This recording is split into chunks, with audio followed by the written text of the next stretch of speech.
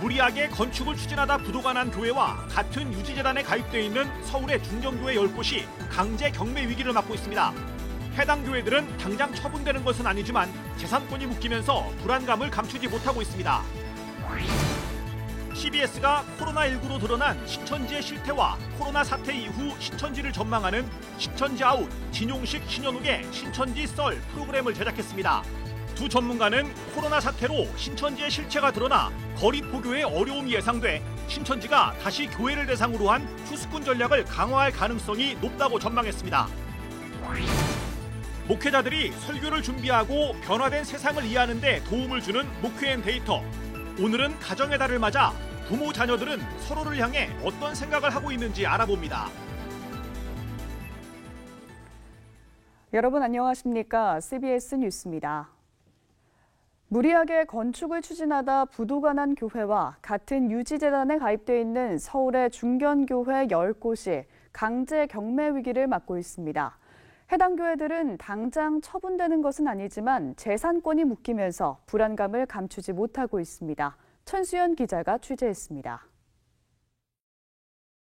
지난 2018년 9월 서울의 한 교회는 교회 등기부 등본을 열람하다가 깜짝 놀랐습니다. 교회 건물에 강제 경매 신청이 들어왔기 때문입니다. 강제 경매는 확정 판결에 따라 채무자가 빚을 갚지 않을 때 채권자가 채무자의 부동산을 강제로 압류해 매각할 수 있는 강제 집행 절차입니다. 강제 경매가 들어온 곳은 이 교회만이 아니었습니다. 예장통합총회 서울노회에 속한 10개 교회가 건물과 토지 등 교회 소유 부동산에 대해서 강제 경매 신청을 당한 것으로 확인됐습니다.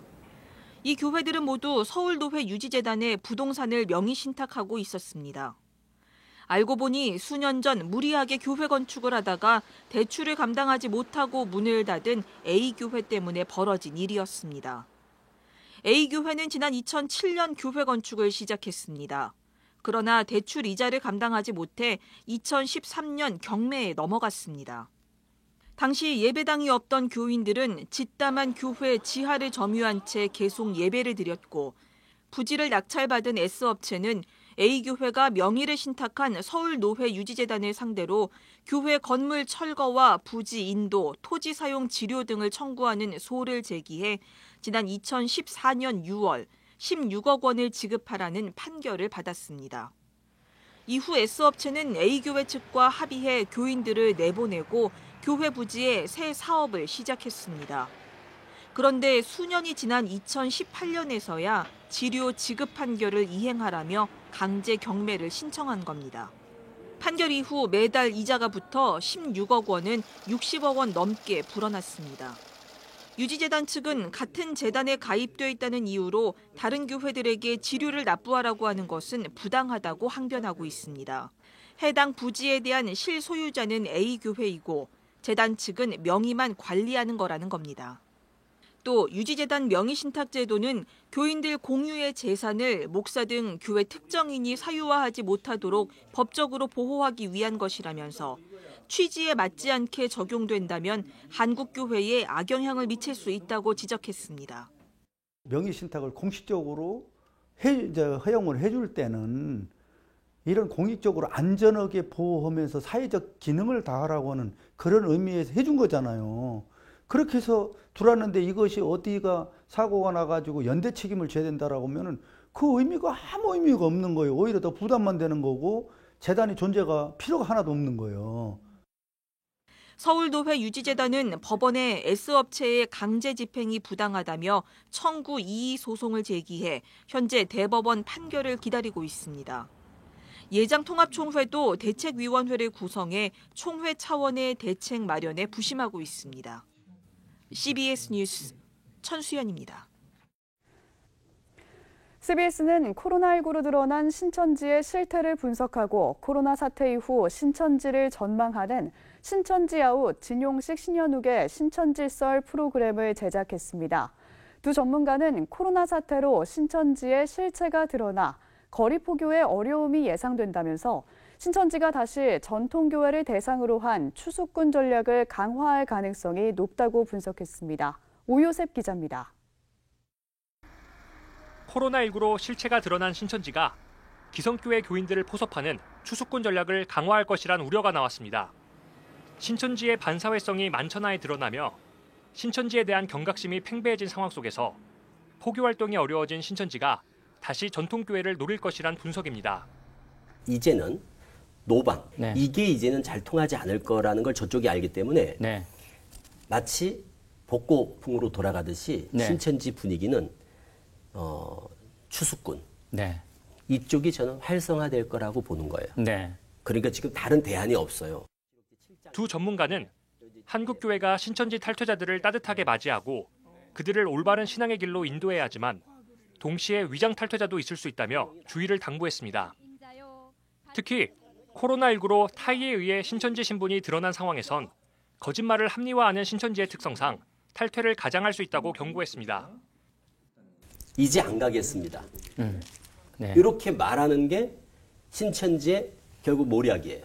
지금은 이제 돌아온 것처럼 해야 된다. 이런 전략을 쓰는 거기 때문에 가족들이 이걸 속지 말아야 되는데 대부분 가족들은 속습니다. 이런 너무 순진하게 대처를 하는 거예요. 이게 아직도 신천지를 너무 모르는 거예요. 신천지에 다닌 연수를 속인다는 거. 그러니까 10년 다니고도 1년밖에 안 됐다. 3개월밖에 안 됐다. 그렇게 말한다는 걸 아셔야 되고. 이단 전문가들은 진정한 회심 여부를 판단하는데 전문가의 도움이 필요하다며 신천지 탈퇴자들이 온전히 회복하기 위해선 반증교리 교육을 거쳐야 한다고 강조했습니다. 신천지에서 교육받은 잘못된 교리와 성경 접근법을 먼저 깨끗이 씻어내야 올바른 신앙을 회복할 수 있다고 말했습니다. 반증교리 교육에 적극적으로 참여하는지 여부를 위장 탈퇴자를 구분하는 한 가지 기준으로 제시하기도 했습니다. 또 신천지 신도를 회심시키고 사회로 복귀시키기 위해선 절대로 몰아세우거나 회심을 강요해서는 안 된다며 과도한 경계보단 세심한 배려를 당부했습니다. 한편 이단 전문가들은 코로나19 사태로 신천지가 큰 타격을 받겠지만 조직이 와해될 정도는 아닐 것이라고 전망합니다. 이만희 사후를 적극적으로 대비해야 한다고 강조했습니다. 영생을 반신반의하면서도 어떻게 붙어있냐. 몇 년 안에 이게 결과가 나타난다. 그러니까 그 결과가 나타나는 걸 보고야 하겠다. 그러니까 그 신천지 꼭 이렇게 말하거든요. 2, 3년 안에 이루어진다.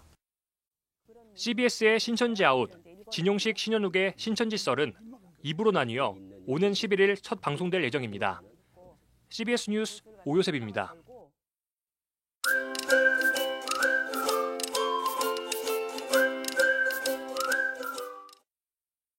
목회자들의 설교 준비와 변화된 세상을 이해하는 데 도움을 주는 시간이죠. 목회앤데이터 순서입니다. 오늘은 가정의 달을 맞아서 부모 자녀들은 서로를 향해 어떤 생각을 하고 있는지 알아봅니다. 목회데이터 연구소 김진양 부대표 나오셨습니다. 어서 오세요. 네, 안녕하세요. 네, 얼마 전에 어린이날이었고 또 내일이면 어버이날이잖아요. 그렇죠. 어떤 계획 있으신가요? 뭐 다른 집도 다 마찬가지일 텐데요. 부모님 모시고 이제 저녁에 식사 나갈 그런 계획 갖고 있습니다. 네, 가정의 달이다 보니까 이렇게 가족끼리 보낼 시간이 많아진 것 같은데요. 오늘 준비한 설문조사도 이 가정에 대한 이야기시잖아요. 네. 부모들에게 다시 태어나도 내 자녀의 부모로 태어나고 싶은지 물었다고 하시죠? 네. 부모님들에게 다시 태어나도 내 자녀의 부모로 태어나고 싶느냐 질문했더니요. 69%가 그렇다라고 응답을 하고 있습니다. 또 자녀들 대상으로 해서 다시 태어나도 내 부모님의 자녀로 태어나고 싶느냐라고 질문했더니 65%가 그렇다고 응답을 하고 있어요. 응답률이 상당히 높은데요. 그만큼 자녀와 부모 간의 신뢰와 애착 관계가 상당히 형성돼 있다. 그렇게 저희가 볼 수 있겠습니다. 그럼 우리 집이 행복하냐 이렇게 물었을 때는 어떤 답변이 나왔나요? 예, 행복한 가정이냐 물어봤더니요. 4명 중에 3명 꼴인 74%가 우리 집은 행복한 가정이다라고 그렇게 응답을 하고 있습니다. 우리 집은 행복한 가정이 아니다라고 응답한 비율은 8%밖에 나타나지 않았는데요. 그러면 이 사람들한테 우리 집이 행복하지 않은 이유가 뭐냐고 물어봤거든요. 그랬더니 가장 큰 이유는 서로에 대한 이해가 부족하다 38%, 서로 대화가 안 통해서 30%, 즉 서로 간에 소통하는 대화의 노력이 좀 부족하다. 이게 가장 큰 이유였고요. 두 번째로는 가족이 다 함께 보내는 시간이 적어서가 36%, 각자 모두 바빠서가 26%, 그러니까 서로 가족 간에 함께 지내는 시간이 부족한 것이 이제 행복을 좌우하는 요인이 되는 거죠. 따라서 행복한 가정이 되려면 상호 소통하는 노력을 서로 해야 되고 그리고 서로 시간을 내서 가족끼리 함께 식사를 하고 생활할 수 있는 그런 시간을 확보하려는 노력이 매우 중요하다고 보겠습니다.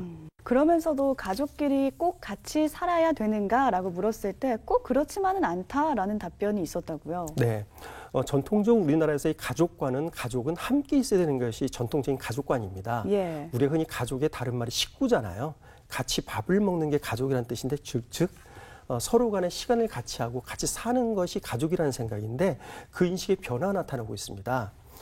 가족이라도 꼭 함께 살아야 하는 것은 아니다라는 응답에 대해서 69%가 동의하고 있고요. 네. 그리고 앞으로 가족들에게 소홀해지는 사람들이 더 많아질 것 같다. 69%.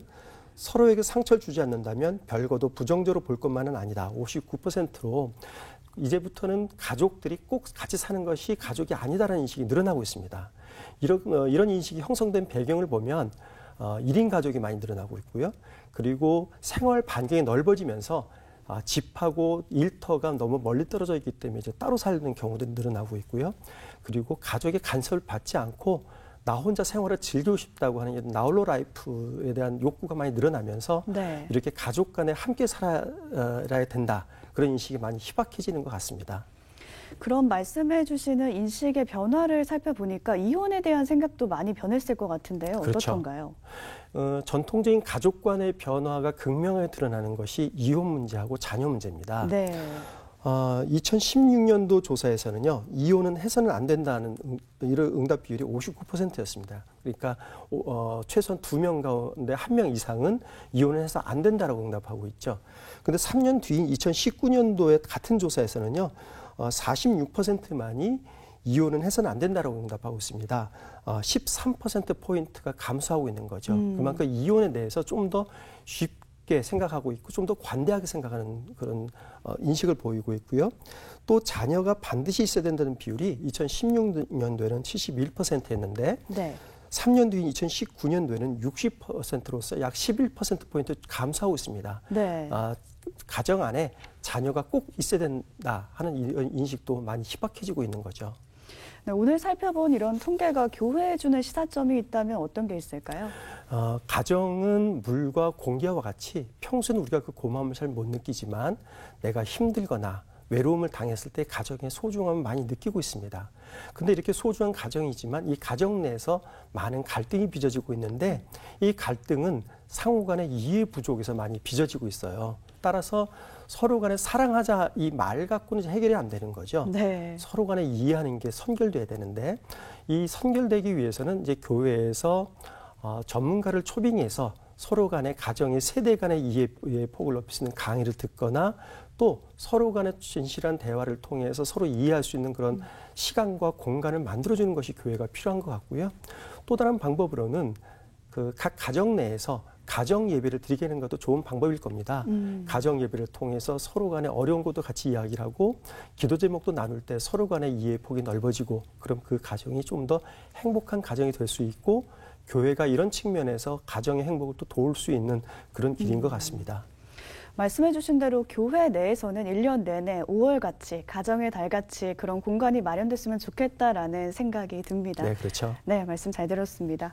지금까지 세상과 교회의 흐름을 통계로 살펴봤습니다. 목회데이터 연구소 김진양 부대표 함께했습니다. 고맙습니다. 네, 감사합니다.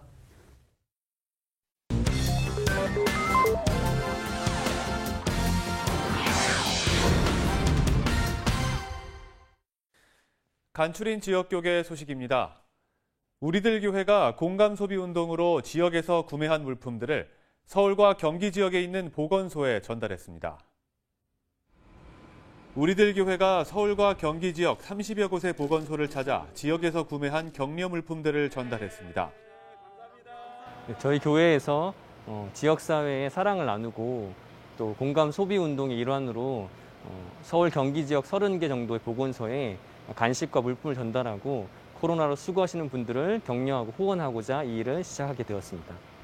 코로나19가 발생한 지 어느덧 3개월이 훌쩍 넘었습니다. 우리들 교회에서 고생하는 직원들을 위해 사랑을 전달해 주셨습니다. 우리들 교회 성도와 관계자분들께 진심으로 감사드립니다. 우리들 교회는 또 지역사회 소외계층을 위해 성금을 기부했습니다. 대전 CBS가 주최한 CCM 콘서트와 부산 교계 정기회 소식도 전해드립니다. 대전 CBS가 최인혁 전도사와 안재우 소장을 초청해 CCM 콘서트를 열고 신천지아웃 사역을 소개하는 시간을 가졌습니다. CBS와 함께하는 CCM 콘서트에 오늘 서문화교회에서 은혜로운 시간을 가졌습니다. 코로나로 인해서 어려움을 겪는 성도들에게 큰 위로가 되고 새로운 희망이 됐습니다. 대한예수교장로회 고신총회 부산 동부노회가 부산 서면교회에서 제90회 정기노회를 개최했습니다. 부산 서면노회 정기노회에서는 목사 임직 예배와 강도사 인허식 등이 진행됐습니다. 기독교 대한하나님의 성회 부산지방회도 순복음 금정교회에서 제59차 정기지방회를 개최했습니다. 부산지방회는 코로나 사태와 더불어 지방회 상황 등을 고려해 2019년 임원진을 유임하기로 결정했습니다.